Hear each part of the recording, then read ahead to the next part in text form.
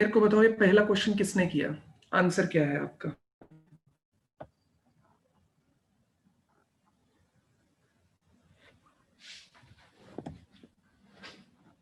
Unmute होने की permission मैंने दी नहीं क्या अभी तक? नहीं दी है। चलिए बताइए, पहले क्वेश्चन का आंसर क्या है? एक टोटल आंसर आएगा आपका जो कि सब लोगों की तरफ से आना चाहिए था।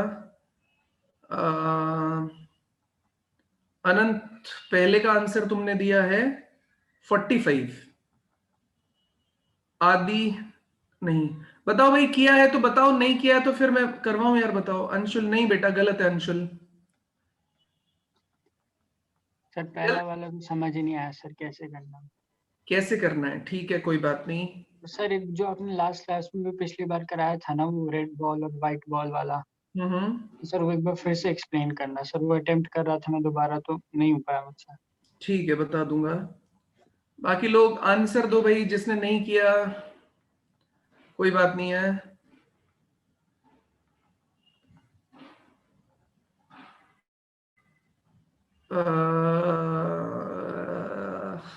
हाँ हर्षित, इंटरसेक्शन का यूज करेंगे 45 पर। क्या मुझे समझ नहीं आ रहा आप लोग बोलना चाहते हो? सिंपल सा क्वेश्चन है यार, देखो मैं सॉल्व कर देता हूँ उसको, हो सकता है आपको फिर थोड़ा समझ में आए।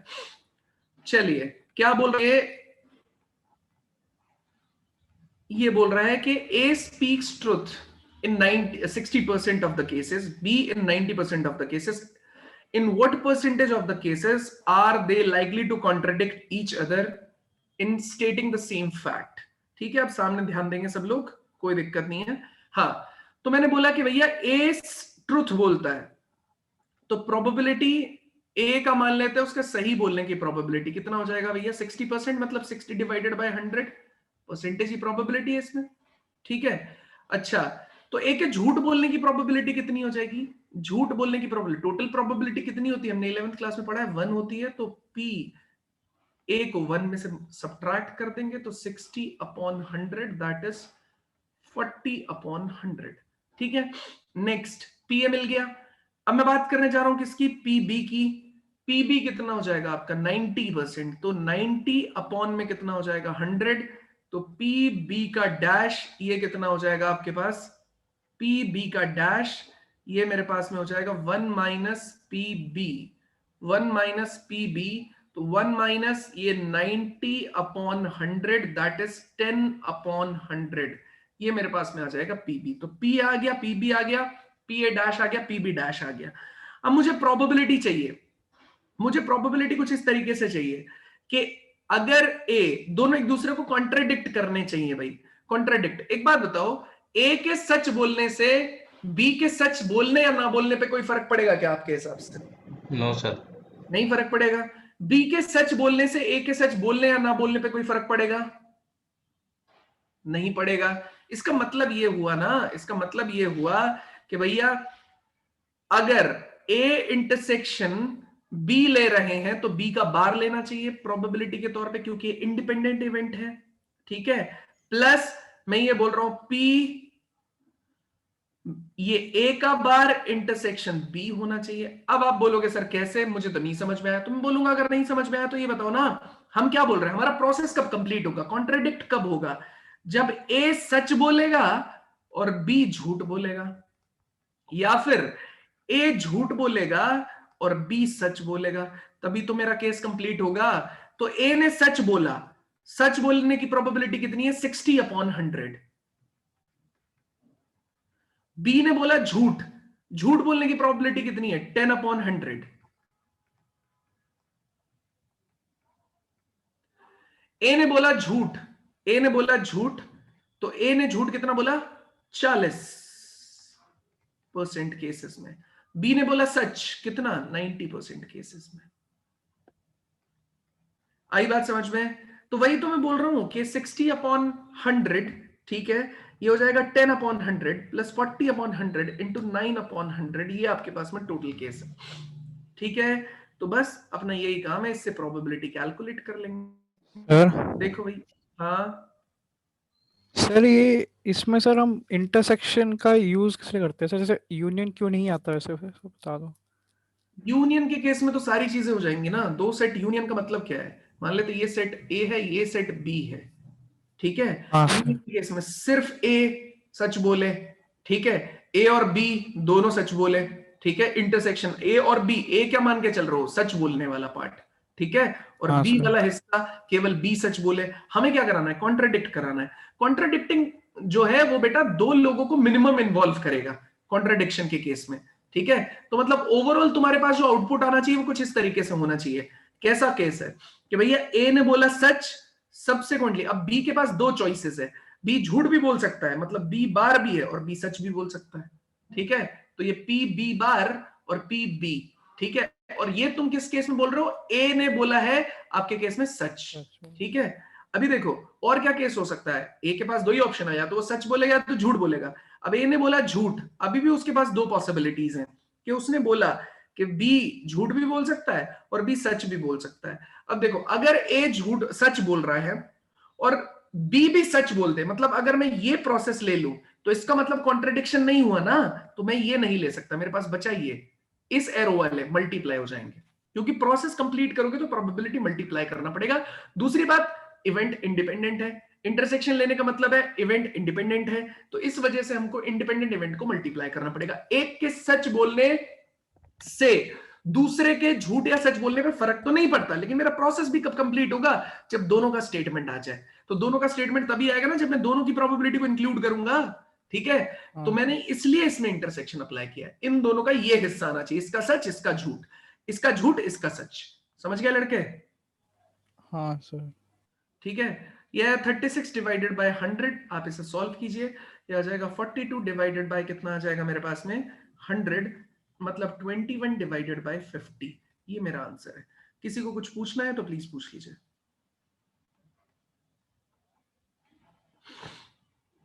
सर इंटरसेक्शन का भी कहना चाह रहा हूँ कि दोनों की स्टेटमेंट आएगी इंटरसेक्शन से, और दोनों सर की यूनियन। स्टेटमेंट आएगी, लेकिन दोनों की स्टेटमेंट कैसे, ए इवेंट क्या है, ए मैंने माना है, ये ए, इसमें ए माना है मैंने ए का सच बोलना, हाँ ठीक है। सर। हाँ ए बार माना है मैंने ए का झूठ बोलना, ठीक है सर। इसमें बी का सच बोलना बी इवेंट माना है, और बी का झूठ बोलना बी बार माना है। तो कॉन्ट्रडिक्शन कब आएगा, जब ए बोले सच, मतलब यहां से लिया जाए एलिमेंट, समझ गए, हाँ और सर। बी बोले झूठ, मतलब यहां से लिया जाए एलिमेंट। ये तो चार सेट हुए ना तुम्हारे पास, तो हाँ इंटरसेक्शन सर। किसका लिया जाना चाहिए, एक ए डैश, ये एलिमेंट्स है मेरे पास, बी बी डैश, ठीक है। अब तुमने 10 स्टेटमेंट दिए होंगे, 10 स्टेटमेंट के हिसाब से डिस्ट्रीब्यूट हो जाएगा प्रोबेबिलिटी के हिसाब से। तो किस किस में इंटरसेक्शन बनना चाहिए, इसमें बनेगा तो कॉन्ट्रडिक्ट होगा ना। हाँ सर, बट सर जैसे अगर हम यूनियन लेते हैं तब तो इसके सारे एलिमेंट्स ऐड हो जाते हैं। सारे एलिमेंट क्यों चाहिए तुमको, सारे नहीं एलिमेंट सर, कैसे ले ये लोगे। ए और बी डैश में अगर हम यूनियन लेते तो ए के जितने स्टेटमेंट दिए सच, और बी डैश ने जितने झूठ बोले उसके स्टेटमेंट्स दिए तो वो ऐसा सच। जरूरी थोड़ी है कि जो ए ने सच बोले वो बी सारे झूठ बोल देगा, वो तो प्रोबेबिलिटी पे डिपेंडेंट है ना। अच्छा सर, आप ये कह रहे हो कि अगर ए ने सच बोला तो अगर हम उसका यूनियन ले लेंगे तो फिर उसके साथ बी का सच भी आ जाएगा क्या ऐसे? नहीं यार, इसका मतलब ये है इसमें वो स्टेटमेंट भी इन्वॉल्व होंगे जो इसने बी डैश में दिए ही नहीं। मतलब मान लेते हैं 1 2 3 4 5 6, ये 6 स्टेटमेंट तुमने इसको दिए, ठीक है। हाँ ए सर। ने बोला कि मैंने स्टार्टिंग के 4 स्टेटमेंट, मतलब अभी मैं रैंडम लेके चल रहा हूं, वैसे ए की प्रोबेबिलिटी है 60% ऑफ द केसेस, ठीक है। तो 10 में से सही रहेगा, ठीक है। तो ले लेते हैं 7, तो S1 statement 1 statement 2 statement 3 statement 4 statement 5 statement 6 statement 7 statement 8 statement 9 और स्टेटमेंट 10, ठीक है। तो ए ने क्या बोला, 60% ऑफ द केसेस में ए सच बोलता है, तो ए इवेंट मैंने बोल दिया कि भैया सच क्या है। सच मतलब एक स्टेटमेंट पूछा गया, ए से बोला कि भैया तुम खाना खाने गए थे, ए ने बोला हाँ खाना खाने गया था, तो 60% ऑफ द केसेस में आ गया, ठीक है। ए से बोला तुम खाना खाने गए थे, उसने बोल दिया नहीं, जबकि वो खाना खाने गया था, ठीक है। तो 40% ऑफ द केसेस में आ गया, ठीक है। तो अब ए जो इवेंट लिया है मैंने, वो लिया है ए का सच बोलना। तो मान लेते इसमें से उसने सच बोला S1 में, S2 में, S3 में, S4 में, S5 में और S6 में, 6, हाँ ठीक सर। है। झूठ बोला किस किस में, इसमें बाकी 4 में। बाकी में, तो 7 से लेके कितना हो गया 10 तक में झूठ बोला। हाँ सर। अब बी से मैंने वही सेम क्वेश्चंस पूछे, लेकिन क्या फिक्स है क्या बी ऊपर के 4 को सही बोलेगा या 9 के 9 को सही बोलेगा। अब 9 में तो कोई सा भी हो सकता है ना, बी ने मान लेते S6 उड़ा दिया, समझ रहे हो। हाँ बाकी सर। सब में S1 से लेके S2, S3, S4, S5, S6, मतलब S6 रख लिया, S7 उड़ा दिया। समझ रहे हो तुम मेरी बात? ठीक है, तो ये 7 हो गया, 8 हो गया, 9 हो गया और 10 हो गया। ठीक है, और इसने मतलब ये जो बी बार में है, मतलब इसके लिए उसने झूठ बोला, S7 के लिए उसने झूठ बोला। समझ गया बात? हाँ सर। अब तुम मुझे एक बात बताओ, अगर तुम बोलो कि मैं ए और इसका यूनियन लूंगा, समझ रहे हो, तो बी इसमें इसने स्टेटमेंट को आंसर किया क्या? मतलब झूठ में आ रहा है क्या ये बताओ? नहीं आ रहा ना, तो कॉमन हिस्सा ही तो लोगे तुम इसमें से। अभी तो कोई कॉमन हिस्सा नहीं आ रहा है। हाँ सर, अभी नहीं आ रहा है। नहीं आ रहा, लेकिन पॉसिबल तो था कि आ सकता था। समझ में आई बात? है ना? हाँ सर। ठीक है, तो मेरा कहने का मतलब है इस तरीके से, अगर तुम यूनियन ले लोगे तो 6 के 6 ये कंसीडर करेगा, एक ये भी कंसीडर करेगा। हाँ सर। ठीक है, कॉमन हिस्से तो रिमूव करने पड़ेंगे ना उसमें से, कॉमन स्टेटमेंट्स वाले पोर्शन में कॉन्फ्लिक्ट आना चाहिए, मतलब अच्छा। सेम क्वेश्चन का आंसर उसने हाँ दिया सर, होना चाहिए। सेम क्वेश्चन का दोनों ने मतलब एक दिया सच होना दे रहा चाहिए। होगा। हाँ ठीक है। ठीक है, इसलिए वो कॉमन हिस्सा आना चाहिए जहां ठीक पे है। सेम क्वेश्चन का आंसर दिया जाए। ए ने बोला हो सच, बी ने बोला हो झूठ, या बी ने बोला हो सच, ए ने बोला हो झूठ। ठीक ठीक है, है सर। तो ये ओवरऑल आंसर है। किसी और को कुछ पूछना है तो प्लीज पूछ लीजिए। सर कॉमन हिस्सा जरूरी थोड़ा ना सिर्फ कॉन्ट्रडिक्शन में आया। नहीं नहीं यार, ये स्टेटमेंट हम लेके चल रहे हैं कि स्टेटमेंट का उसने आंसर दिया, हमने बी बार में वो बना दिया। मान लेते हैं उसने भाई S7 हमने लिया था कि बी बार में डाल दिया, मतलब S7 का आंसर उसने गलत दिया था। क्वेश्चन जी तो सर। फिक्स ही है ना। हाँ सर, क्वेश्चन तो फिक्स है। ठीक है, तो उसने S7 के केस में 7वें क्वेश्चन का आंसर उसने गलत दिया था, इसलिए मैंने उठा के उसको बी बार में डाल दिया था। लेकिन ये तो मेरा अजम्पशन है, मैथमेटिक्स तो कुछ और ही कह रही है ना कि तुमने ऐसे कितने सेपरेट केसेस बनेंगे, उन सेपरेट केसेस के हिसाब से लिखो आंसर। दूसरी बात, इंडिपेंडेंट है, सबसे इंपॉर्टेंट चीज है इंडिपेंडेंट है। तो इंडिपेंडेंट है तो ए जो आंसर देगा, बी जो आंसर देगा, उनके जो आंसर रहेंगे, ठीक है, वो सेम क्वेश्चन के बेसिस पे काम करना चाहिए, तभी तो कॉन्ट्रडिक्ट होएगा। मान लेते हैं स्टार्टिंग के 6 क्वेश्चंस में ए ने बोला कि मैंने सही बोला था, मैंने किया था, और बी में उसमें सब में क्या बोलना चाहिए? झूठ बोलना चाहिए। समझ गए मेरी बात? तभी तो इसकी प्रोबेबिलिटी देखो ना कितनी कम आई है, 6/100 आई है। हाँ सर। ठीक है, इस टोटल के कॉन्फ्लिक्ट होने की, क्योंकि बी तो 90% केसेस में सच बोलता है। हाँ सर, ठीक है। ठीक है, क्लियर? अगर आपको इंटरसेक्शन वाला हिस्सा नहीं समझ में आ रहा तो आप इसे ऐसे समझो, यहां से प्रोसेस से समझो कि प्रोसेस कब कंप्लीट होगा, जब प्रोबेबिलिटी ऑफ ए रहेगी, मतलब सच बोलने की प्रोबेबिलिटी, और बी झूठ बोल दे उसी सेम टाइम पे, उनका प्रोडक्ट आ जाए, या ए क्या बोल दे? झूठ बोल दे, और बी सच बोल दे उसी सेम टाइम पे, इनका प्रोडक्ट आ जाए। ठीक समझ है सर। गए? हाँ सर। नोट कर लिया सब लोगों ने? कोई डाउट है किसी और को? पूछ लीजिए, अगले क्वेश्चन पे मूव करते हैं। ये सर ये लीजिए, तो हो गया। फिर से आपका दिमाग लगाना है आपको इसके अंदर, फिर से अलग से ले लेते हैं। मुझे पता है आपने ट्राई नहीं किए होंगे, कोई दिक्कत नहीं है, यहां पे ट्राई कीजिए।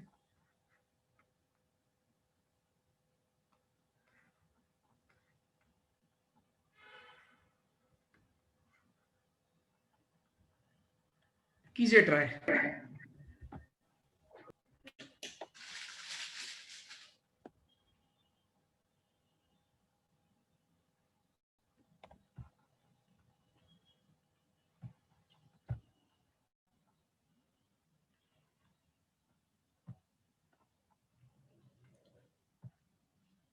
करो जल्दी। कितना भव्य है, फर्स्ट पार्ट का आंसर कितना है?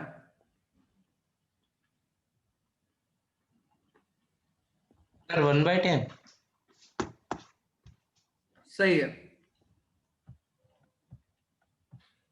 सर एक बार सर क्वेश्चन नीचे करना सर, ये यहीं से स्टार्ट है लड़के। सारा बॉक्स। अच्छा सर, ठीक है। जल्दी करो।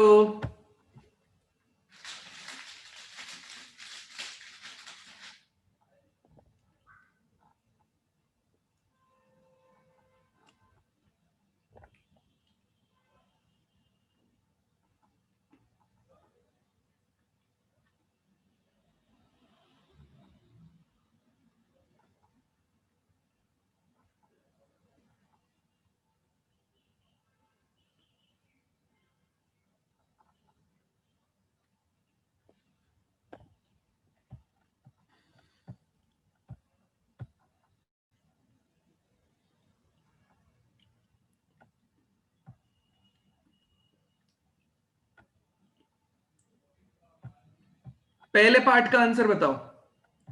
चैट मत करो यार, चैट वैट मत करो, सीधा बोलो बेटा, लिखो मत, आंसर बताओ।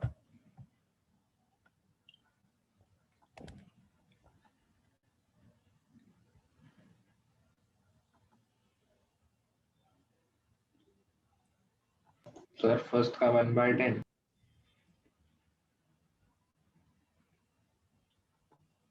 हाँ,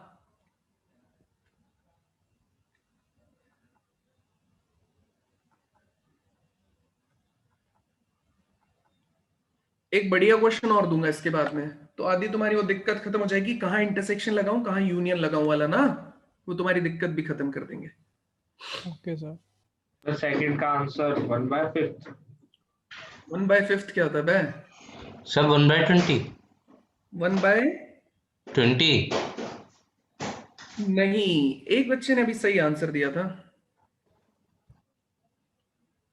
अनंत, तुम आंसर में कुछ लिखते हो बोलते कुछ हो बेटा, क्या कर रहे हो तुम? मुझे लगा सर वो गलत होगा, सर 3/10 पहले। कि तुमने आंसर में कुछ लिखा और बोला कुछ और, क्यों?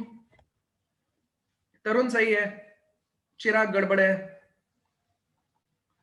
सर ना? 3/10। हाँ 3/10, 3/10 सही है सेकंड पार्ट का। फर्स्ट पार्ट का 1, ये देखते हैं, कोई बात नहीं। contain facts are test is carried out on the bulbs one by one until the 2 defective bulbs are found out. Find the probability that the process stops after. Process stops after. First part के बारे में बात करते हैं। Second test हमने भैया क्या किया है कि सेकेंड टेस्ट पे हम प्रोसेस को स्टॉप कर देंगे और हम बल्ब पे क्या कर रहे हैं, उनको टेस्ट कर रहे हैं। तो हम क्या कर रहे हैं, विच टू आर, 2 डिफेक्टिव हमारे पास, टेस्ट उन पे किया हमने। Test is carried on the bulbs one by one until the 2 defective bulbs are found out. अब दोनों बल्ब्स को हम लोगों ने क्या कर लिया, आइडेंटिफाई करना है, तो हमारा टेस्ट स्टॉप हो जाएगा। तो सेकंड टेस्ट के बारे में बात करते हैं। एक बात बताओ, टोटल बल्ब्स मेरे पास कितने हैं? 5। ठीक है, 5 बल्ब है ना। हर किसी के होने की प्रोबेबिलिटी के बारे में अगर बात की जाए तो हर किसी के होने की प्रोबेबिलिटी के बारे में बात करना पड़ेगा अपने को। वो बताओ, इक्वली लाइकली कंडीशन आएगी ना, हर किसी के होने की प्रोबेबिलिटी पे इक्वली लाइकली कंडीशन आती है। ठीक है, तो चलिए, डिफेक्टिव बल्ब निकलेगा, उसकी प्रोबेबिलिटी कितनी हो जाएगी? डिफेक्टिव बल्ब की प्रोबेबिलिटी में निकालना चाह रहा हूं, डिफेक्टिव को डी ले रहा है, तो डिफेक्टिव की प्रोबेबिलिटी कितनी हो जाएगी? पहले बल्ब की कितनी आ जाएगी? 2/5 है ना। एक डिफेक्टिव बल्ब निकाला आपने 2/5। दूसरे डिफेक्टिव बल्ब वो भी अगर आ जाए, दोनों डिफेक्टिव बल्ब आ जाएंगे तब प्रोसेस स्टॉप हो जाएगा, तो दूसरे डिफेक्टिव बल्ब भी निकालेंगे। ठीक है, उसकी भी प्रोबेबिलिटी आ जाएगी। सब 1/1/5 1/5 1/5 रखते हैं सारे, चाहे डिफेक्टिव हो चाहे नॉन डिफेक्टिव हो, इक्वली लाइकली कंडीशन है।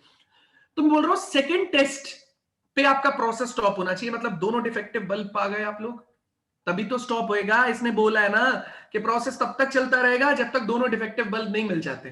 तो पहला भी डिफेक्टिव मिल गया, दूसरा भी। पहला डिफेक्टिव मिला तो उसकी प्रोबेबिलिटी कितनी हो जाएगी? तब तक तो सिस्टम में 2 बल्ब थे, तो इसका मतलब कितना हो जाएगा? 2C1, मतलब 2 डिवाइडेड बाय 5C1। सारे टोटल बल्ब में से एक बल्ब निकाल लिया, तो ये हुआ पहला डिफेक्टिव बल्ब मिलने की प्रोबेबिलिटी। दूसरा डिफेक्टिव बल्ब मिलने की प्रोबेबिलिटी कितनी हो जाएगी भाई आपके पास में? आपने बोला कि देखो, एक डिफेक्टिव बल्ब निकल गया, अब सिस्टम में 4 टोटल बल्ब रह गए, उन 4 में से एक डिफेक्टिव है, तो आपने क्या किया, वही डिफेक्टिव में 1C1 हो गया भाई, 2 डिफेक्टिव थे उनमें से एक निकाला तो 2, इसलिए ऊपर लिखा था 2C1 5C1। अब 2 में बचा नहीं, एक ही डिफेक्टिव बचा, तो एक ही डिफेक्टिव निकलेगा, तो 1C1 कितना हो गया? 1 डिवाइडेड बाय टोटल बल्ब कितने हैं? 4, तो 4C1 कितना आ जाएगा? 4। तो 2/5 इंटू 1/4 ये कितना आ जाएगा? 2/20। ये आपका डिफेक्टिव इंटू डिफेक्टिव का केस आ गया। ठीक है, बताओ यहां तक समझ में आया? 1/10 आंसर समझ में आया या नहीं समझ में आया? इसमें किसी को कोई डाउट पूछना है तो प्लीज पूछ लीजिए। यहां तक कोई डाउट है प्लीज, किसी को पूछना है तो पूछ नहीं है लीजिए। सर। ये वाला पार्ट आसान था, इस वाले पार्ट में खेलेंगे। अब बताओ जल्दी, दिक्कत है? नहीं है। सर फर्स्ट में तो सर जैसे आपने सर ये डायरेक्ट टेस्ट ले लिया सर, जो सही सही थे सर। थर्ड वाले में आप 2 लोग या 1 लोग? मतलब मैं समझा नहीं, थर्ड वाले में दोनों डिफेक्टिव लेंगे ना भाई, दो डिफेक्टिव हाँ आने ही सर, चाहिए। थर्ड वाले से तो मतलब दो। केस बनाएंगे ना, पहला केस क्या कहेगा थर्ड में, सेकंड तक कोई डाउट नहीं, पहले वाले में कोई डाउट नहीं है। नहीं सर, पहले सेकंड वाले में देखिए पहला केस क्या बनेगा, स्टॉप कहां पे हो जाएगा, नॉन डिफेक्टिव आ जाए पहले, फिर डिफेक्टिव आ जाए, फिर डिफेक्टिव आ जाए। एक्टिव आ जाए। सही बात है हाँ है सर। ना? Yes sir. और केस क्या बनेगा, पहला डिफेक्टिव, फिर नॉन डिफेक्टिव और डिफेक्टिव। डिफेक्टिव। इसके लिए निकल जा, डिफेक्टिव, नॉन डिफेक्टिव, डिफेक्टिव, ठीक है। लास्ट केस, एक और केस बनेगा इसमें, बताओ कौन सा। तीनों नॉन डिफेक्टिव। तीनों नॉन डिफेक्टिव, उसका रीजन क्या है हाँ बताओ सर। भव्या। तीनों नॉन डिफेक्टिव क्यों लेंगे, क्योंकि अगर सर, तीनों बाकी दो नॉन बचे वाले डिफेक्टिव आपको डिफेक्टिव मिल सर गए, बाकी दो बचेंगे वो डिफेक्टिव टोटली लेंगे। 5 है ना, हाँ टोटली सर। 5। ये किसके यहाँ से प्लेट बज रही है भैया, सर भव्य किचन में बैठा है। सर मेरे घर से नहीं बज रही। ये अनंत के यहाँ से तो नहीं बज, अनंत तुम्हें बज रही, प्लेटें मार रहे हैं कि तुम्हें उठा उठा के पीछे। मैं तो सर देख लो, माइक खुला हुआ है सर, शांत अपने कमरे में बैठता हूँ। किसी के यहाँ तो ऐसा हो रहा है कि उसमें या तो वो फिर पढ़ नहीं रहा है तो उसके घर पे उठा उठा के प्लेटें उसमें मारी जा रही हैं, कुछ तो हो रहा है। नहीं सर, नहीं तो ये सर पढ़ा दो। चलो, नॉन डिफेक्टिव, डिफेक्टिव, डिफेक्टिव बताइए, नॉन डिफेक्टिव बताइए। 5 बल्ब हैं, 3 5 में से 3 नॉन डिफेक्टिव हैं, तो कितना आ जाएगा बताना सर। 3/5 सर। हाँ, नॉन डिफेक्टिव के लिए कितना आ जाएगा, 3/5। 3/5 प्रोबेबिलिटी है ये, डी मतलब एन हाँ मतलब सर। प्रोबेबिलिटी लिखा है मैंने। डी कितना आ जाएगा, 2/5 2/5। इंटू कितना आ जाएगा, 1/4। 1/4। सॉरी, एक सेकेंड, सर आपने तो 3 में से 2/4। यहाँ पे 4 बचेगा ना भाई, 3 थे, ऐसा है, non defective, non defective, non defective, defective, defective. Non defective में से एक ले लिया आपने, अब टोटल कितने बचे आपके पास, 4 बचे ना, तो 2/4 आएगा ना, हाँ या ना, हाँ सर। है ना। हाँ अब देखो 2 बल्ब निकल गए यहाँ पे, तो एक डिफेक्टिव भी निकल चुका है, तो बचा कितना, एक डिफेक्टिव डिवाइडेड बाय टोटल कितने बल्ब निकल गए हैं, 2 निकल चुके हैं, तो बचा कितना, 3। इसे ये कैंसिल करेगा, इसे ये कैंसिल करेगा, 2 टाइम्स, ये आ जाएगा 1/10। हाँ या ना, कोई दिक्कत है। नहीं सर। नहीं सर। अब सर नॉन तीनों 1/10 आए। Defective, sorry defective, non defective, defective, तो डिफेक्टिव, डिफेक्टिव के केस में कितना आ जाएगा बताओ, कितने डिफेक्टिव है तुम्हारे पास, 2 है ना, तो 2/5। फिर 2 में से एक तो निकल चुका है, अब बचा कितना, नॉन डिफेक्टिव कितने बचे मेरे पास में, 3, 3/4 है ना, और डिफेक्टिव कितना बचा, 1/3। फिर से देखो 1/3। हाँ जी सर। 1/10। अब आ जाते हैं सबके नॉन डिफेक्टिव वाले हिस्से में, तो ये आ जाएगा 3/5 पहला, 2/4 दूसरा, 1/3 तीसरा, 1/3 तीसरा। फिर से आ जाएगा 1/2। 1/10। यहां भी प्रोसेस कंप्लीट हो गया, यहां भी प्रोसेस कंप्लीट हो गया, यहां भी प्रोसेस कंप्लीट हो गया, मतलब ये सारे प्रोसेसेस को मुझे ऐड करना पड़ेगा ना, हर जगह प्रोसेस कंप्लीट हो जा रहा है भाई। तो 3/10 आ गया sir. Sir defective defective non defective क्यों नहीं हुआ एक और? तो वो तो एक ही बात हुई ना, यही केस हो गया ना वो। सेकंड केस में स्टॉप हो जाएगा। हाँ सर, मतलब एनडीडी दूसरी बात सही कह रहा है ये आदि, बात तो एक ही है ना सही सर। कह रहा है ये, फिर तो तुम्हें 2 ही ट्रायल किए ना, तीसरे ट्रायल की तुमको रिक्वायरमेंट ही नहीं पड़ी, ये तो पहले ही ले चुका है वो। हाँ सर, ठीक है। ठीक है, समझ आया, किसी को कोई दिक्कत है प्लीज बताइए। No sir. दूं अगला क्वेश्चन, ये तो सर। हाँ जी। ठीक है, चलिए एक और क्वेश्चन देते हैं।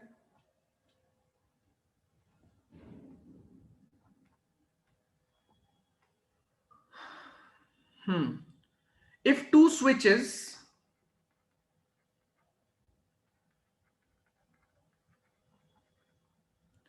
S1 and S2 have respectively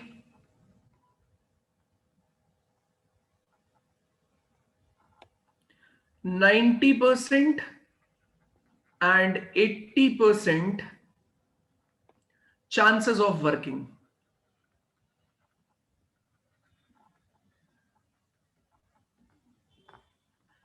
Chances of working.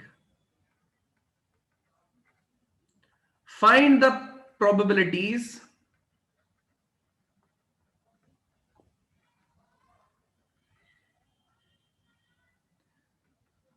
that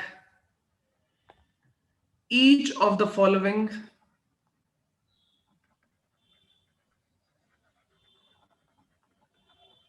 sir ये 80% लिख रहा है।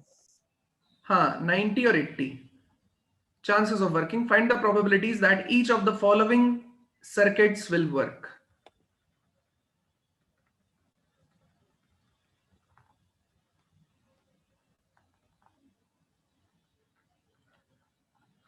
लिख लिया आपने? सर्किट बनाता हूं यहां पे।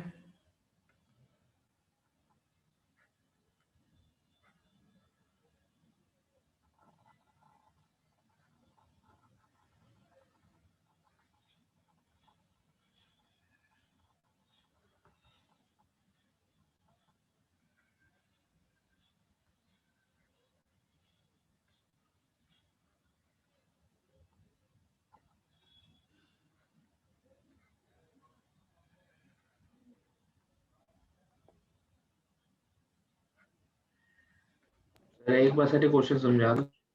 समझाएंगे अभी।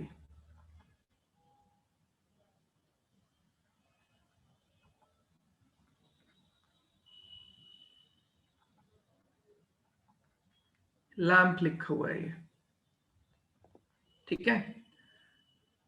ये बैटरी है, ये आपके पास स्विचेस है, ठीक है। तो पहला केस ये है, इसको सॉल्व करो, फिर दूसरे केस के बारे में बात करेंगे। अब इसने क्या बोला है सुनना ध्यान से। इसने बोला if two switches S1 and S2, एक S1 है दूसरा S2, स्विच है ये। स्विच देखा है आपने, इसे कनेक्ट करेंगे तो करंट फ्लो करने लगेगा, हटा देंगे तो नहीं करेगा, ठीक है।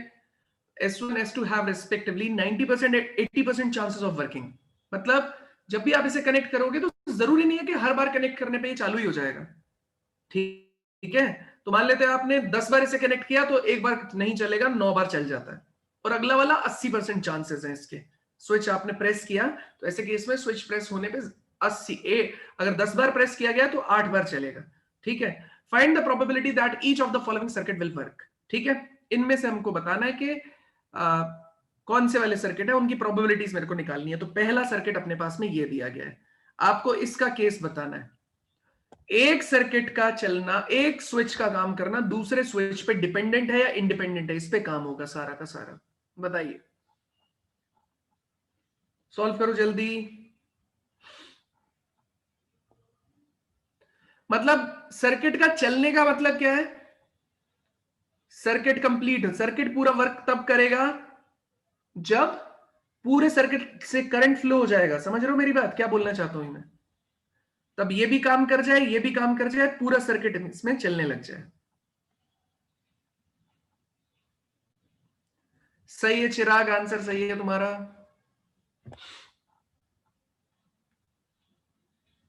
हर्षित गड़बड़ है, हमें सर्किट को चलाना है, हमें स्विच को नहीं चलाना है। ये चीज आपको ध्यान रखनी है, हमें सर्किट को चलाना है। अभी भी किसी को क्वेश्चन से रिलेटेड डाउट है तो प्लीज पूछ लीजिए, कोई दिक्कत नहीं है, मैं बता दूंगा।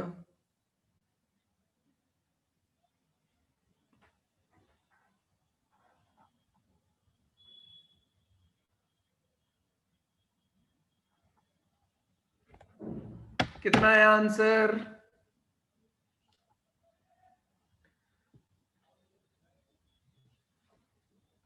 नहीं बता पा रहे? चलिए एक बात बताइए, ये सर्किट कब काम करेगा?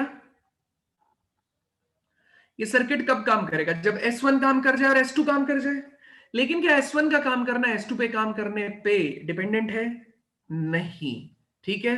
तो A मैं लेके चल रहा हूं, A एक ऐसा इवेंट है कि S1 विल वर्क, ठीक है, S1 विल वर्क,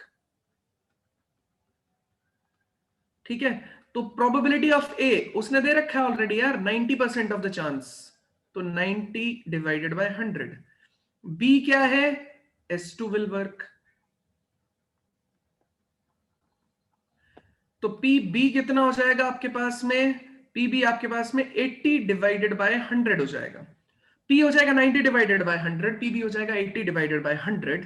अब मुझे चाहिए क्या, आप एक बात बताओ, पूरा सर्किट कब काम करेगा, जब पी ए मतलब S1 भी काम कर जाए, उसमें से करंट फ्लो हो जाए, तभी तो S2 तक पहुंचेगा।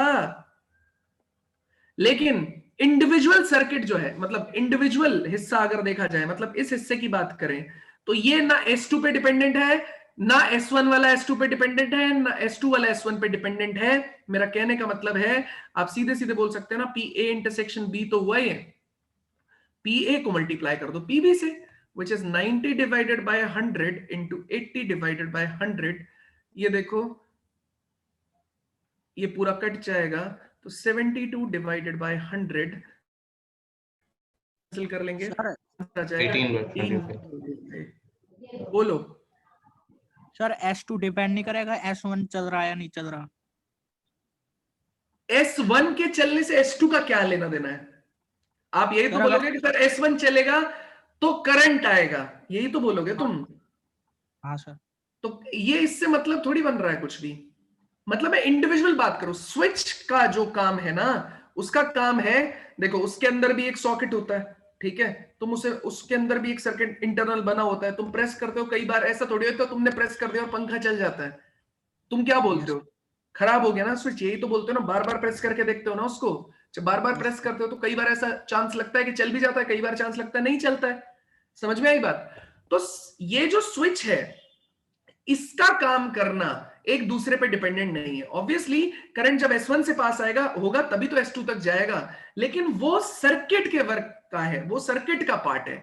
तुम्हारा इस पे S1 का कोई मतलब नहीं है कि S1 तुमने प्रेस किया तो क्या S2 से अफेक्ट हो रहा है क्या, है ना। नो जैसे मान लेते हैं तुम और मैं दोनों लोग खड़े हैं, हर्षित और मैं, किसी ने अगर मुझे थप्पड़ मारा तो हर्षित तुम्हें किस बात का दर्द होगा, तुम्हारे तुम फीलिंग वाला पार्ट हटा दो, तुम कि ठीक है मैं तुम्हारा टीचर हूं, कोई मुझे मारेगा तो तुमको तकलीफ होगी, लेकिन तुम पार्ट, अगर किसी ने मुझे थप्पड़ मारा तो मुझे पेन जो होगा वो मुझे होगा, ठीक है, जो फिजिकल पेन है वो मुझे होगा, मैं उसकी इमोशनल पेन की बात नहीं कर रहा, फिजिकल पेन होगा मुझे, ठीक है।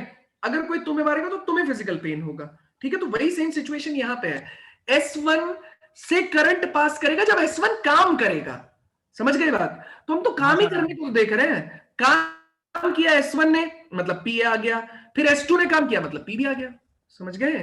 सर हाँ सर। हाँ बोलो आदि। सर बट हमें जो इसमें प्रोबेबिलिटी निकालनी है वो तो सर्किट के उस पे निकालनी है कि सर्किट काम करे। हाँ तो तो सर्किट कब काम सर्किट तो करेगा, डिपेंडेंट है ना दोनों पे, S1 और S2 पे उसके। हाँ सर। सर्किट डिपेंडेंट है, लेकिन S1 डिपेंडेंट S2 पे है क्या, नहीं सर। तो यही तो मैं बता रहा हूं। ए सर क्या अगर लिया है मैंने, S1 का काम करना, उसके चांसेस उसने दे रखे हैं। बी क्या लिया है मैंने, S2 का काम करना, उसके भी चांसेस दे रखे हैं। सर्किट डिपेंडेंट होगा, ठीक है, किसके, हाँ S1 सर। और S2 दोनों के काम करने पे, तभी तो मैंने ये लिया ना, प्रोबेबिलिटी कौन सी लिया, जिसमें S1 भी काम कर रहा है S2 भी काम कर रहा है। हाँ सर।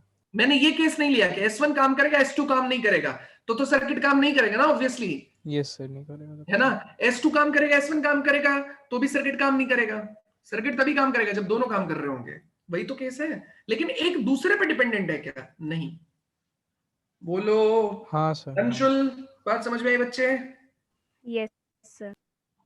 तुमने भी बोला था ना अभी, हाँ तो तुमको समझ आया ना पक्का, आ गया सर। ठीक है। सेकंड केस के बारे में बात करते हैं। सेकंड केस का स्ट्रक्चर देखो, शायद मेरी बात तुमको और ज्यादा क्लियर हो। सेकंड केस देखते हैं।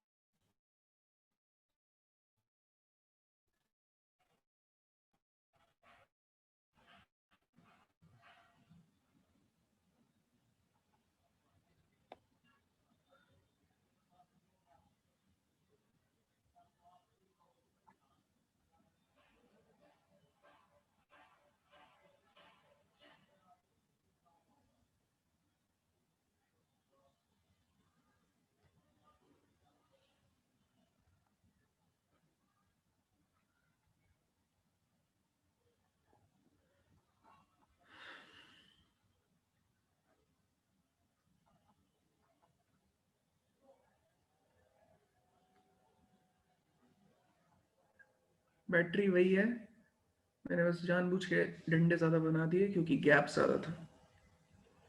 बैटरी में कोई चेंज नहीं है, बस कनेक्शन थोड़ा सा चेंज कर दिया है। S1 S2 ठीक है। ये लैंप है आपका, ये बैटरी है।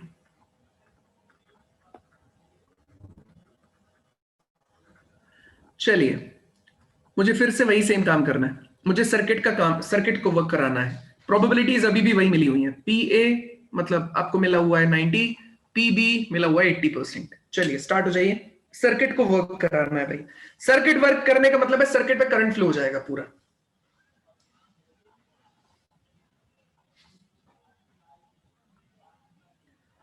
सर्किट का काम करने का मतलब है सर्किट पे फ्लो हो जाएगा पूरा।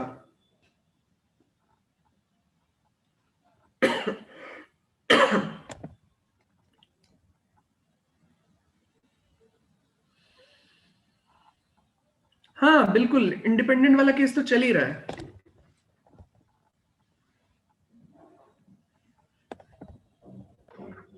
सर 7/25 7/25 नहीं,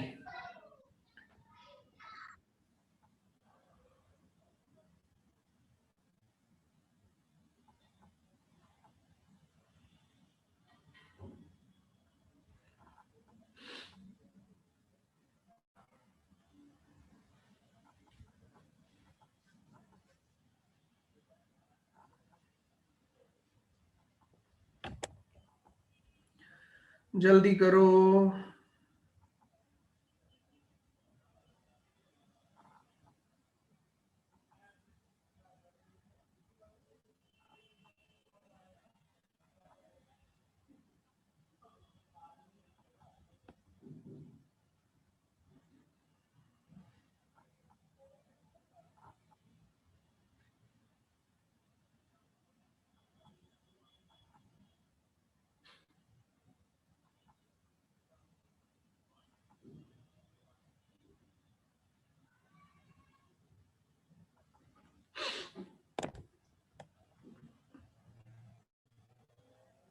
सर हम्म सर स्विचेस को दूसरे वे में अरेंज करने से फर्क क्या पड़ेगा? दूसरे में अरेंज करने से फर्क क्या पड़ेगा? हाँ सर। यही तो हमको सोचना है। निकिता सही है।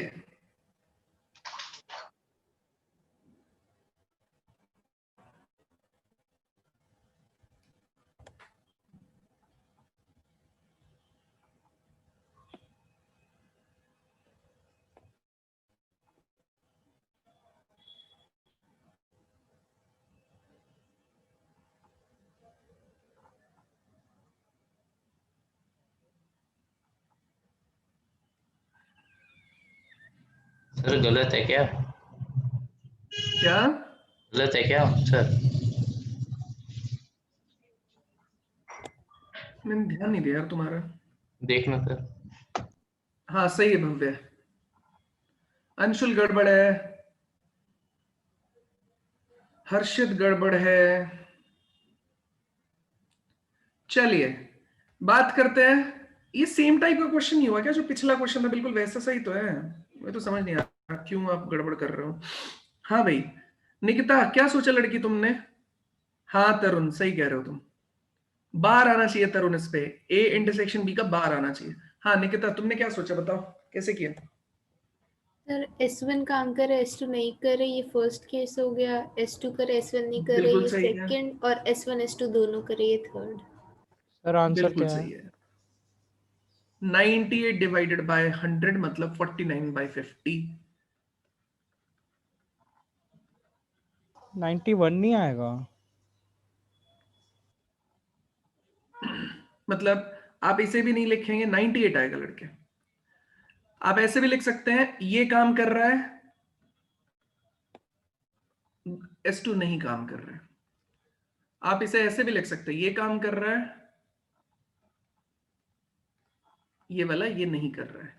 और आप लिख सकते हैं दोनों काम कर रहे हैं। ये काम करेगा PA, पीए के काम करने का कितना मतलब है बच्चे बताना?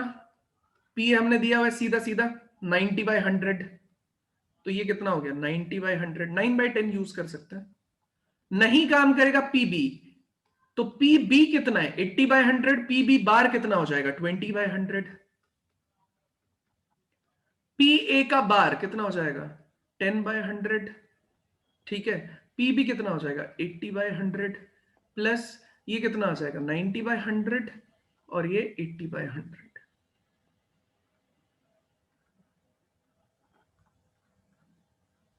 ठीक है, तो 18/100 यहां से आया, यहां से कितना आया 8/100 आया, यहां से कितना है 72/100 आया, मतलब टोटल मिला के अगर आप बात करेंगे तो 98/100 आया, मतलब 49/50 आया। किसी को नहीं आई बात समझ में तो पूछ ले, किसी को नहीं आई बात समझ में तो पूछ लो भाई, क्यों हुआ, कैसे हुआ, क्या दिक्कत आ रही है, पूछ सकते हैं।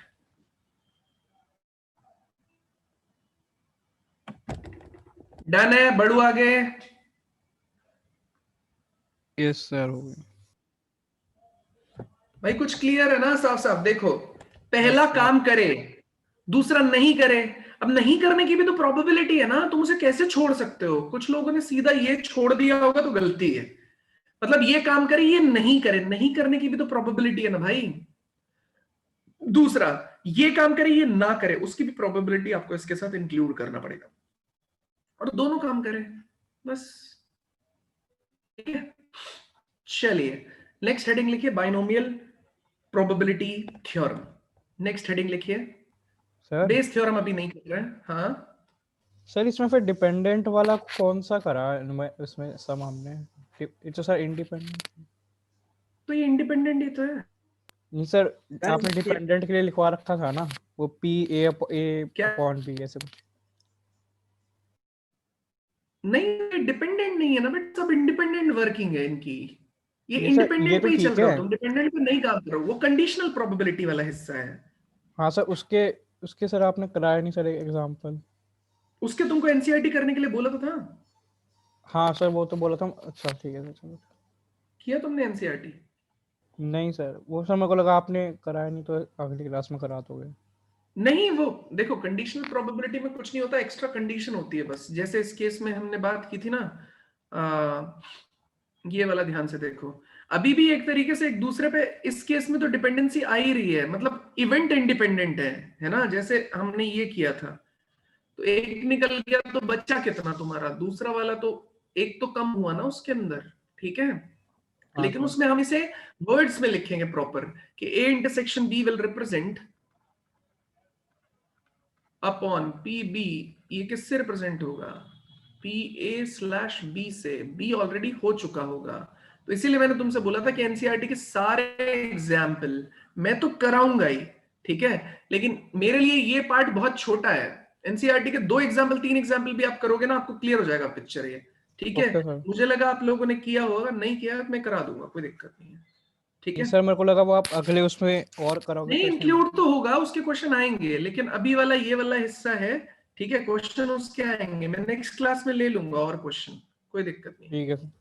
अभी बाइनोमियल वाला पार्ट बहुत आसान है, तो बाइनोमियल वाला करा देता हूं। याद रखिएगा इसमें आपकी हम सारी एनसीईआरटी का पोर्शन कवर करते जा रहे हैं, बाइनोमियल उसमें एक अलग सेक्शन है, ठीक है, लेकिन उसके लिए आपको पहले वाला जानना कुछ जरूरी नहीं है, मतलब उसके लिए आपको बेस थ्योरम को जानना जरूरी नहीं है, इसलिए हम लोग इसको ऐसे इस्तेमाल कर सकते हैं, ठीक है। अभी तक प्रोबेबिलिटी को क्या लेके चल रहे थे हम लोग यार, कि प्रोबेबिलिटी हमने लिया था कि ये हम कर रहे हैं ये हम नहीं कर रहे हैं, ठीक है, ऐसे होने की प्रोबेबिलिटी है, ना होने की प्रोबेबिलिटी ये है, ठीक है।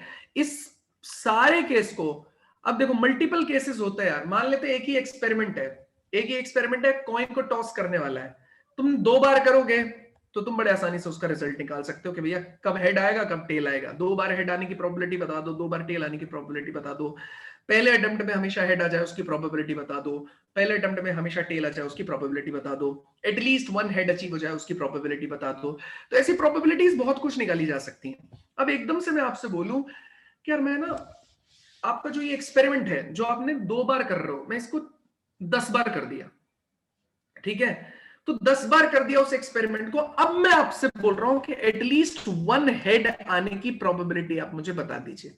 एटलीस्ट 1 हेड आने की प्रोबेबिलिटी आपको निकालनी है। अगर 10 बार मैंने आपके एक्सपेरिमेंट को परफॉर्म कर दिया है तो बहुत टफ हो जाता है यार ऐसे केस में, ठीक है।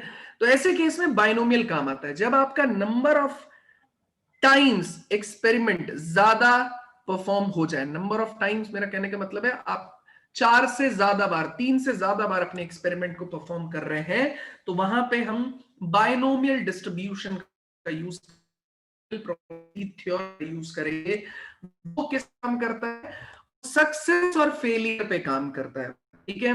तो हम लोग कंसीडर करके चलेंगे कि आपका इवेंट जो है वो, जो आपका एक्सपेरिमेंट है वो n नंबर ऑफ टाइम्स किया गया है, n number of times experiment performed, ठीक है। अच्छा, इसमें P हम कंसीडर करके चलेंगे probability of success,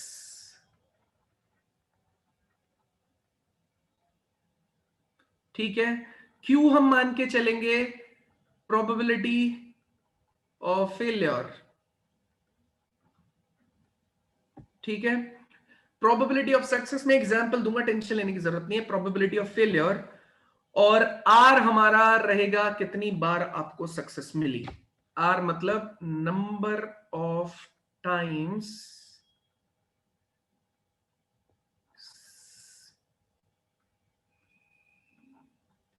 we achieved success, ठीक है। अब कैसे होगा, तो क्या चीज होगी ये उसे समझा देते हैं यार। तो हमारे पास में रहेगा P प्लस Q, उसकी पावर रहेगा n, बाइनोमियल थ्योरम जैसा रहता है ये, ठीक है। तो हम जो अचीव करने की कोशिश कर रहे हैं वो ये एक्सपेरिमेंट रहेगा, NCR P to the power R Q to the power n minus R। ये होता किससे था? TR+1 फॉर्म रिप्रेजेंट होती बाइनोमियल में। ये किसके एक्सपेंशन में है? P प्लस Q उसकी पावर n की एक्सपेंशन में है, ठीक है। अब मैं समझाता हूं कैसे। अब जैसे इसको लिखने की जरूरत नहीं है, कोई दिक्कत नहीं है, ये हमें, इसे आप ऐसे लिख सकते हो सीधे सीधे, probability of x is equals to R, ठीक है। x is equals to R, यहां पे R रिप्रेजेंट कर रहा है ये part. x is equals to 0 मतलब R की वैल्यू 0 कर दो, x इज इक्वल्स टू 1 मतलब R की वैल्यू 0 कर दो। x रैंडम वेरिएबल है, उसके बारे में अभी बात करेंगे, रैंडम वेरिएबल क्या होता है, ठीक है। तो जैसे एक एग्जांपल लेते हैं, उससे आपको समझ में आएगा। एक कॉइन है, आपने टॉस किया तो उसका सैंपल स्पेस ही आया, 2 बार टॉस किया, ठीक है। तो एक्सपेरिमेंट परफॉर्म हुआ, मतलब कितनी बार परफॉर्म हुआ? 2 बार, तो n की वैल्यू हो गई 2, ठीक है।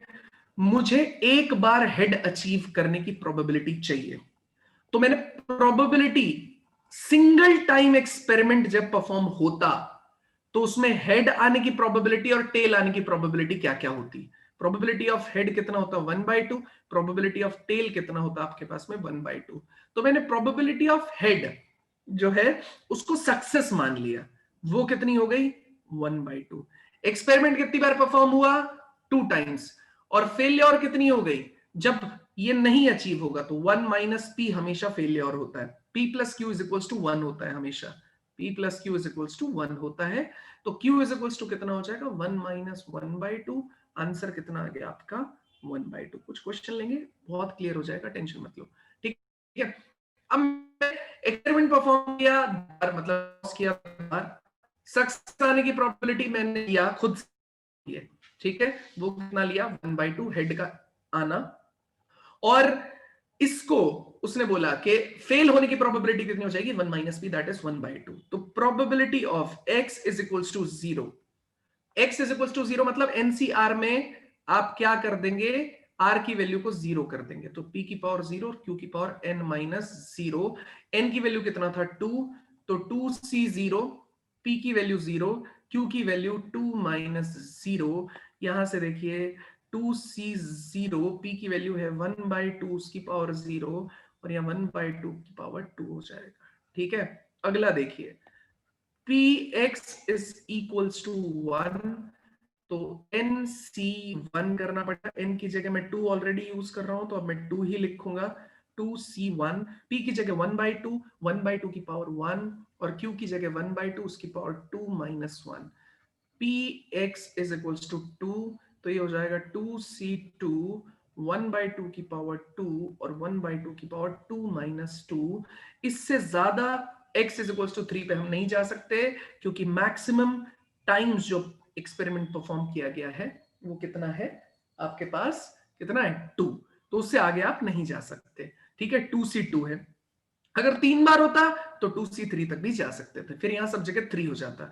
तो तुम ध्यान से देखोगे ना बच्चे इसके अंदर, तो हमने क्या पूछा था, एक बार हेड अचीव करने की प्रोबेबिलिटी, तो एक बार हेड अचीव करने की प्रोबेबिलिटी ये रही।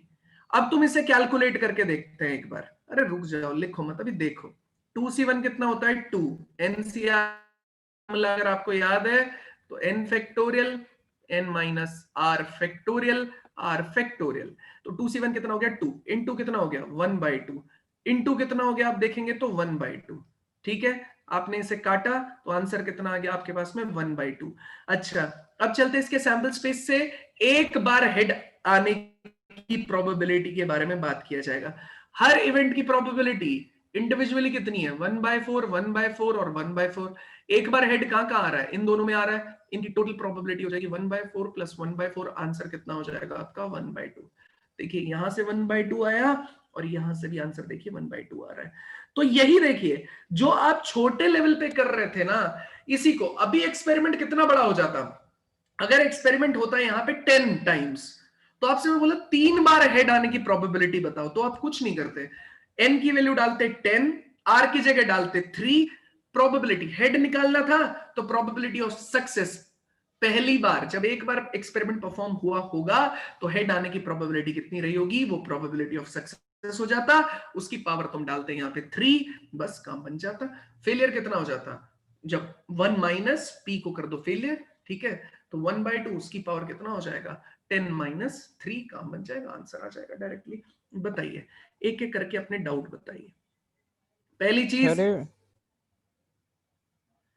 सर P मतलब, एक सेकंड रुक जाओ चिराग, P मतलब प्रोबेबिलिटी ऑफ सक्सेस और X मतलब रैंडम वेरिएबल। रैंडम वेरिएबल का फंडा अभी समझाया जाएगा, मतलब टेंशन। हाँ भाई अब बोलो आदि। सर जो P और Q है ये फर्स्ट टाइम ही लेते क्या, फर्स्ट टाइम आने का? पहली बार, जब पहली बार एक्सपेरिमेंट परफॉर्म हुआ होगा तो उस टाइम पे एक हेड आने की प्रोबेबिलिटी कितना रहा होगा। Okay sir, okay. ठीक है, बायनोमियल थ्योरम की एक खासियत है, आपने बोला सर मैं तो 2 कॉइन एक साथ उछालूंगा और उससे जो आउटकम आएगा ना उसे रिकॉर्ड कर लूंगा। बायनोमियल बोलता है मेरे हिसाब से कॉइन एक साथ हिट ही सकते हैं। समझ रहे हो आप मेरी बात, बायनोमियल कहना ये था कोई ना कोई कॉइन तो पहले पड़ा होगा। ठीक है, अब मैं मान लेते हैं अपनी क्लास में इस टाइम 17 लोग हैं, 17 के 17 के हाथ में एक कॉइन दे दिया जाए और सबको बोला जाए कॉइन उछालो। ठीक है, तो कुछ लोगों का मानना है कि सारे कॉइन एक साथ जमीन पे हिट करेंगे, आइडियल कंडीशन है। ठीक है, उसके हिसाब से आपको सैंपल स्पेस लिखना है। तो बायनोमियल ने बोला ऐसा पॉसिबल ही नहीं हो सकता भाई, ऐसा कुछ फ्रैक्शन ऑफ सेकंड का तो गैप रहेगा। ठीक है, किसने किसी इंटेंसिटी से उछाला, किसी ने किसी इंटेंसिटी से उछाला, कुछ माइक्रोसेकंड का तो गैप रहेगा। तो उसने बोला कि इसका मतलब ये हो कि 17 बार एक्सपेरिमेंट परफॉर्म हुआ। ठीक है, जिसका सबसे पहले हिट किया उसका पहला मान लेंगे, जिसका सबसे एंड में हिट किया उसका सबसे एंड में मान लेंगे। ठीक है, तो ये अगर चीज सेम टाइम पे हुआ तो, क्या, यार अगर सेम टाइम पे हुए सारे कॉइन तो? अरे बेटा उसने नैनो सेकेंड्स तक जाके कैलकुलेट किया, थोड़ा सा गैप जो डिफरेंस है उसके बारे में बात कर रहा है। वो बोल रहा है देखो सुनो मेरी बात, 4 लोग है ना एक सामने निशाना लगा रहे थे। ठीक है, बंदूकें थी सबके हाथ में, निशाना लगा रहे थे, सब लोगों ने सेम टाइम पे बुलेट को फायर किया। ठीक है, अब सेम टाइम तुम किस हिसाब से देख रहे हो, उसने बोला ये बिल्कुल वैसा ही तो हुआ कि 4 लोगों ने अलग अलग आके निशाना लगाया, पहले मैं आया मैंने निशाना लगाया, फिर हर्षित आया हर्षित, फिर आदि आया, फिर भव्य आया, तो ऐसे करके 4 लोगों ने अलग अलग निशाना लगाया। ठीक है, ये बिल्कुल सिमिलर केस तो हुआ, बस तुम बोल रहे हो, मैं सिर्फ इतनी बात बोल रहा हूं, मतलब बायनोमियल बोल रहे थे ये, मैं सिर्फ इतनी बात बोल रहा हूं कि एक साथ बुलेट हिट नहीं करेगी, क्योंकि आपके जिस आदमी ने भी बोला होगा, कमांड दिया होगा आपको फायर का, उस आदमी के फायर के सुनने में भी सबका गैप आया होगा, ट्रिगर दबाने में भी गैप आया होगा, तो कुछ नैनो सेकेंड्स का गैप तो आया होगा। तो उसने बोला इसको ऐसे देख लेते हैं कि 4 अलग अलग लोगों ने आके निशाना लगाया, ठीक है, और उसको सैंपल स्पेस में बांट दो। तो उसने बोला मैं सिंपल सा आसान सा मेथड देता हूं, उसको डिवाइड कर दो प्रोबेबिलिटी ऑफ सक्सेस और प्रोबेबिलिटी ऑफ फेलियर में, पूरी प्रोबेबिलिटी की आपकी दिक्कतें सॉल्व हो जाएंगी। जब तक बाइनोमियल ने ये दिया था तब तक एकदम सही दिया था, वहां तक बहुत सारे क्वेश्चन इससे उड़ जाते थे, फिर बाद में बहुत चेंजेस आए। हाँ बताओ। और हर्षित और कुछ? No sir. और किसी को कुछ पूछना है? नहीं सर। बढ़े आगे, हाँ सर। क्वेश्चन दो। समझ गए ना? यहां तक ये पार्ट है, यहां तक ये पार्ट है, यहां तक। उसके बाद का तो एग्जाम्पल है, वो तो क्वेश्चन अभी दूंगा ही मैं। दो क्वेश्चन। हाँ सर। चलिए,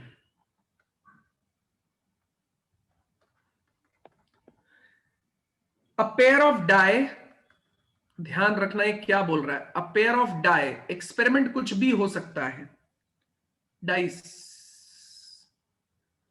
is throne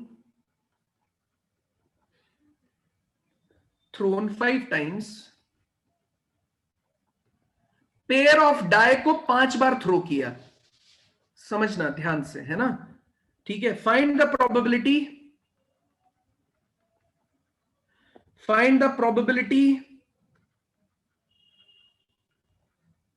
of getting a doublet twice.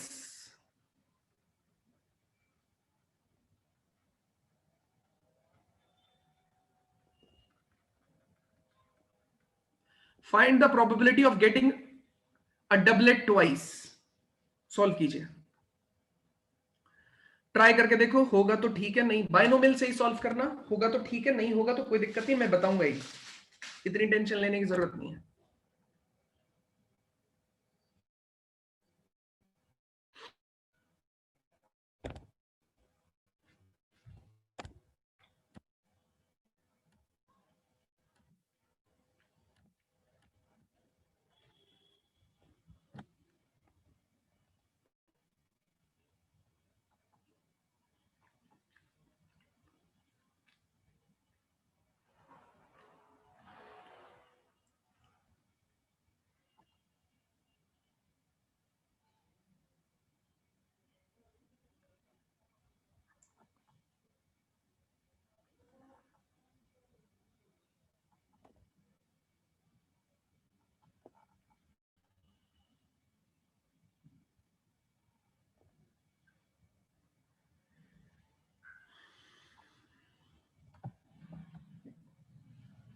हो जाए तो बताना।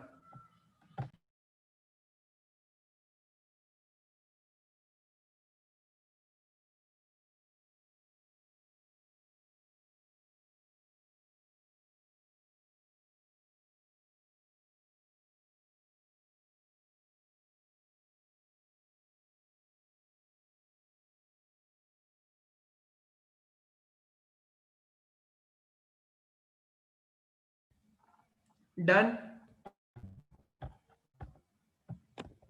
बोल के बता दो, गलत ही तो दोगे आंसर। अभी भव्या, किसी ने न्यूज निकाली है, टाइम्स ऑफ इंडिया वगैरह ने, अभी जेई का ऑफिशियल स्टेटमेंट, 620 उन्होंने बोला है सर इसमें एक्स कितने होंगे? एक्स कितने, एक्स तो एक ही होगा ना लड़की, कितने कैसे होंगे? 625/388। हाँ, कैसे कैलकुलेट किया? देखो लड़की, P X is equals to R क्या बोलता है?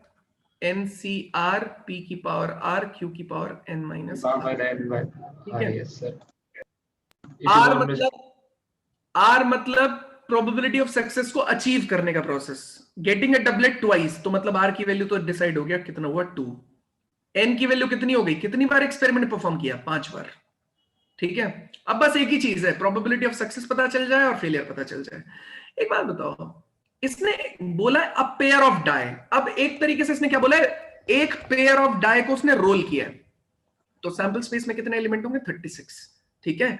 उनमें डबलेट निकालो पहले, ठीक है, उसकी प्रोबेबिलिटी निकालना पड़ेगा, probability of getting a success. तो कैसा है 1/6 1 हाँ। बाय भाई 1 1 1 2 ऐसे चलेगा, कहां तक जाएगा 1 6 तक जाएगा, फिर जाएगा 2 1 2 2 कहां तक जाएगा 2 6 तक जाएगा, फिर जाएगा 3 1 3 2 कहां तक जाएगा 3 6 तक जाएगा, और कहां तक ऐसे बढ़ाएंगे इसको, कितना हो जाएगा 6 1 6 2 कहां तक जाएगा 6 6 तक जाएगा। तो देखो 1 1 2 2 3 3 4 4 5 5 6 6, तो ये डबलेट हुआ, ठीक है। तो ये टोटल कितना है यहाँ पे 6 divided by total number of element in the sample space 36, तो ये प्रोबेबिलिटी ऑफ सक्सेस हुआ, दैट इज 1/6।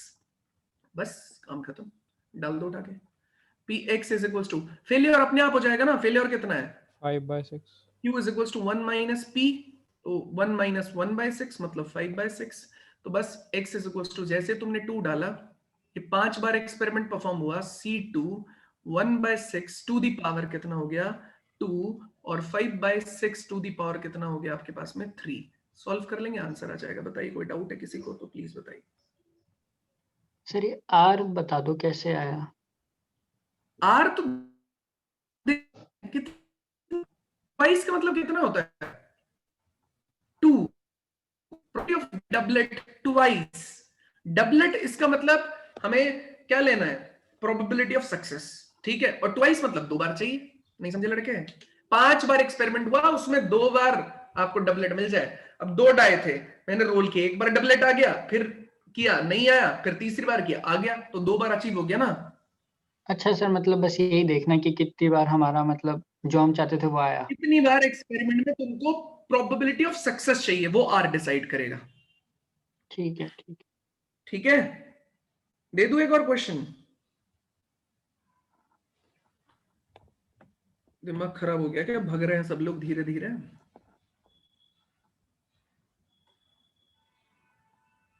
दो अगला क्वेश्चन, यस दे सर दो। चलो चलो लास्ट क्वेश्चन है, दे रहे। एनसीईआरटी में इसकी एक्सरसाइज है बाइनोमियल वाली, करके आना। तो दोनों एक्सरसाइज आते ही मैं सबसे पहले वही डिस्कस करूंगा भाई। कंडीशनल प्रोबेबिलिटी आप नहीं करके आए, आपके लिए दिक्कत होगा। प्रोबेबिलिटी में तो छोड़ो ही मत गलती से भी, अगर आपको चांस मिल रहा है तो बहुत बढ़िया मिल रहा है। Pair of dice is throne 4 times if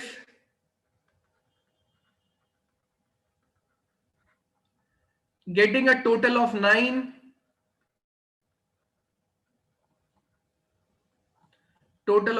in a single throw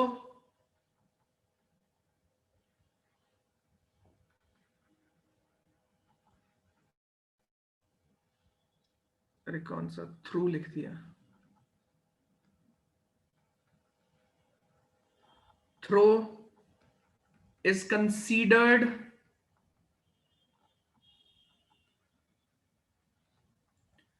as a success,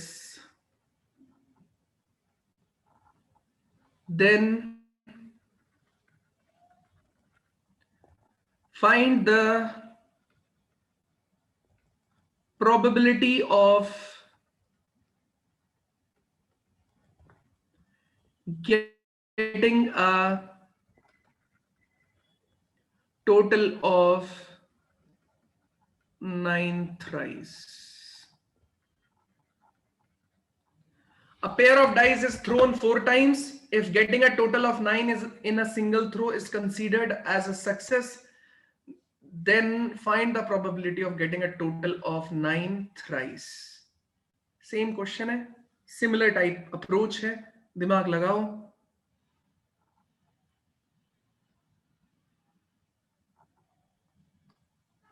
similar type question है भाई, सिमिलर अप्रोच है, दिमाग लगाओ, सॉल्व हो जाएगा।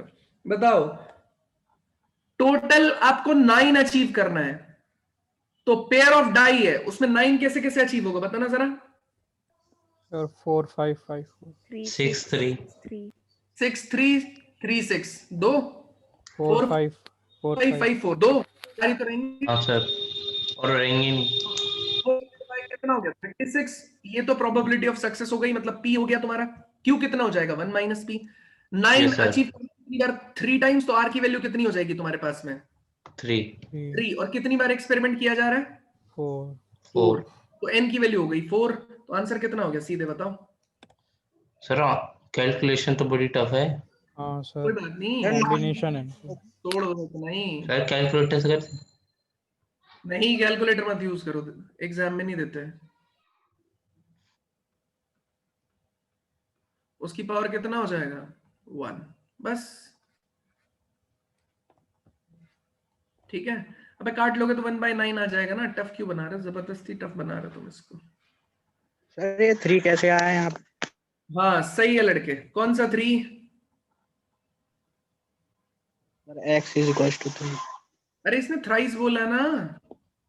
थ्राइस का मतलब क्या होता है? 3 बार।